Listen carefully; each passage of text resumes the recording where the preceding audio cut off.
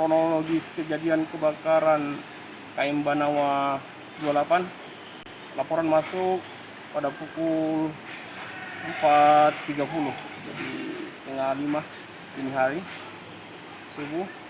Itu kita dapat laporan dari penghuni kapal tersebut. Jadi itu kapal ada orangnya yang jaga di situ. Itu kebetulan untuk KM Banawa 28 itu milik Dinas Perhubungan Provinsi.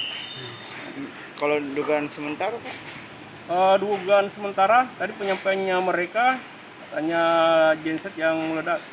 Berarti sempat ada ledakan begitu, Pak? Iya, untuk ledakan awalnya kita tidak dengar, tapi ketika sampai di lokasi ledakan kedua terjadi, itu pengaruh bahan bakar di genset itu.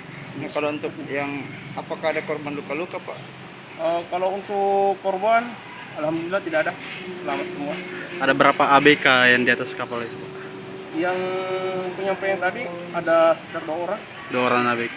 Ini kapal ini pada saat sandar kah, Pak, atau bagaimana? Sudah lama sandar? Iya, untuk KM Banawa 28 memang sandar. Sudah lama sandar di situ, Pak? Gantian katanya tadi sering sandar di situ. Biasanya nih KM Banawa ini, Pak, dia melakukan operasi apa dia di Dinas Perhubungan? Kebetulan kemarin pada saat isolasi apung, salah satu ini kapal KM Banawa kan ada 2, saya lihat itu 2 Banawa 28, 27 kemarin dipergunakan untuk pengangkutan pasien COVID-19. Ya.